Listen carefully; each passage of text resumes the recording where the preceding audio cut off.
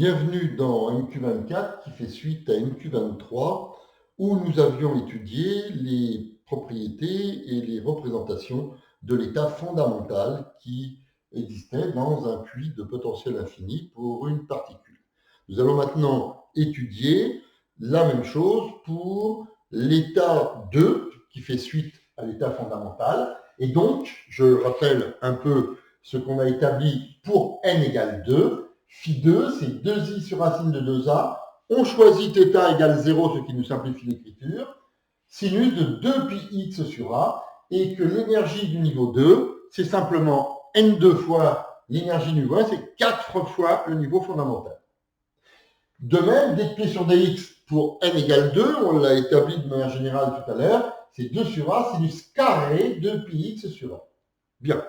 Nous allons maintenant regarder simplement les représentations que l'on peut avoir, et il est clair que pour cet état n égale 2, on peut représenter la partie imaginaire, donc, de phi2, qui est aussi le module de phi2. Voilà. Et que si on représente ça en fonction de x, ici on a x égale 1, voilà, 0. Donc, cette partie-là, c'est juste un sinus de πx sur a, et on voit qu'on a la périodicité, évidemment, nécessaire. On a quelque chose qui fait comme ceci.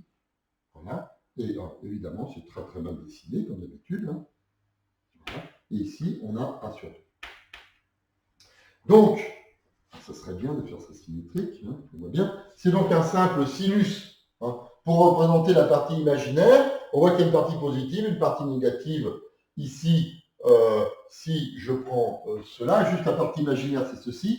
Et donc, le module, en fait, si je veux représenter le module, ce sera quelque chose qui va être comme ceci et comme cela. Voilà, on a A sur 2, on a A, toujours pour X, 0, et on a ici le module de phi. Voilà. Entre la partie imaginaire, qui donc a une partie positive et négative, le module, qui a évidemment tout positif, hein, on voit deux arches de sinusoïde, il faut bien être conscient maintenant que si on représente dp sur dx pour ceci, eh bien, on va avoir, je dirais, quelques surprises. Donc ici, on a A, ici, on a 0, et ici, on a donc cette probabilité linéique qui est là. Eh bien, ça va être tout simplement 2 sur A sinus carré 2πx sur A. C'est un sinus carré. On va donc avoir la chose suivante. On part comme ceci.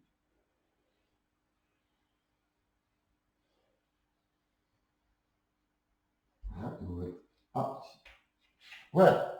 On a donc ici deux fonctions de lobe, de sinus. Et vous voyez que la surface totale des lobes prend la valeur 1. C'est ça, la normalisation.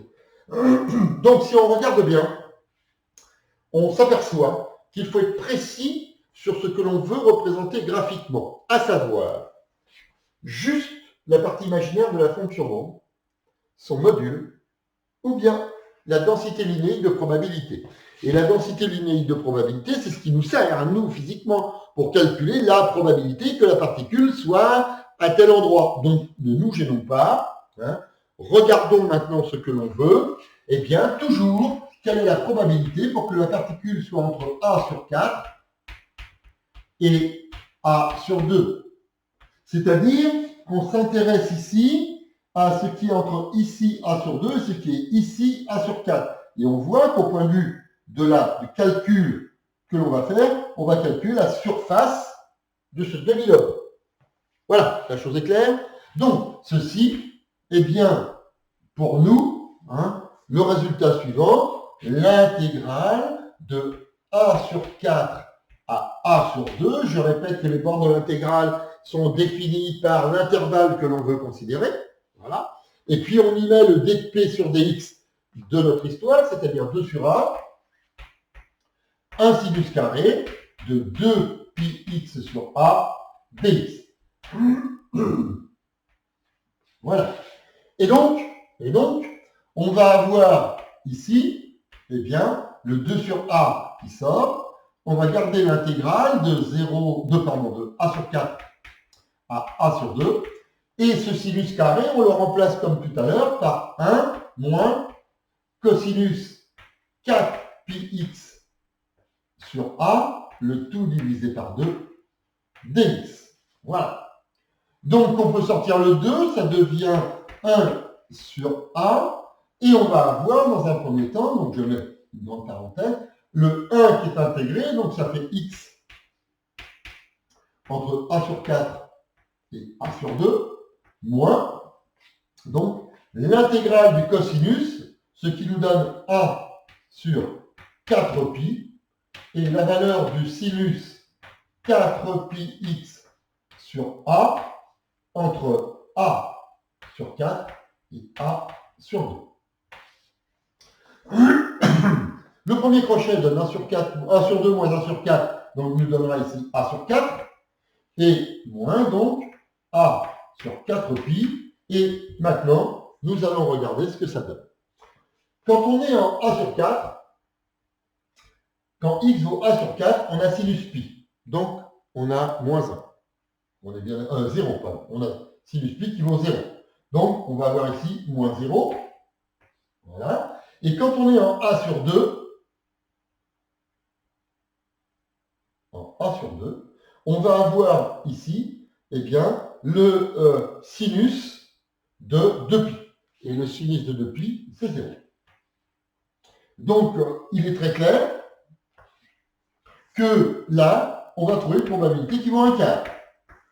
Tout rond. Donc, la probabilité pour que la particule soit entre A sur 4, inférieur ou égal à x, inférieur ou égal à A sur 2. On trouve exactement un quart. Comme vous pouvez voir, là, c'est quelque chose de très précis. Ça fait 0,25, sans autre approximation, alors que dans le cas de l'état fondamental, pour le même type de calcul, on avait le nombre transcendantal pi qui arrivait, donc on n'avait absolument pas la même valeur. C'est normal, on n'est pas dans le même état, et la probabilité de se trouver dans cet intervalle n'est pas la même. Voilà, ça situe bien les choses. Donc ceci, là encore, on regarde bien ce qu'on veut représenter graphiquement. Si c'est la partie imaginaire de la fonction d'onde parce qu'elle s'y prête, où on a une oscillation. Si c'est le module de la fonction d'onde qui va s'y prêter et que l'on a ici une double arche de sinusoïde, ou bien la probabilité linéique par unité de longueur qui est tout simplement un sinus carré avec une somme totale qui vaut 1. Donc la surface assurée en dessous, la courbe, elle vaut 1. Et nous, si on s'intéresse juste au domaine A sur 4, A sur 2, nous menons notre calcul et le résultat nous amène à un quart. Donc on a une chance sur 4 de trouver la particule dans l'intervalle de l'état 2 entre A sur 4 et A sur 2. Voilà. Nous allons mener pour une dernière fois dans la séquence MQ25 le même genre de calcul et de représentation pour l'état 3 pour voir comment évoluent les choses et ça suffira pour se représenter. Après, nous passerons dans la représentation des niveaux d'énergie. Bien. Rendez-vous dans MQ25.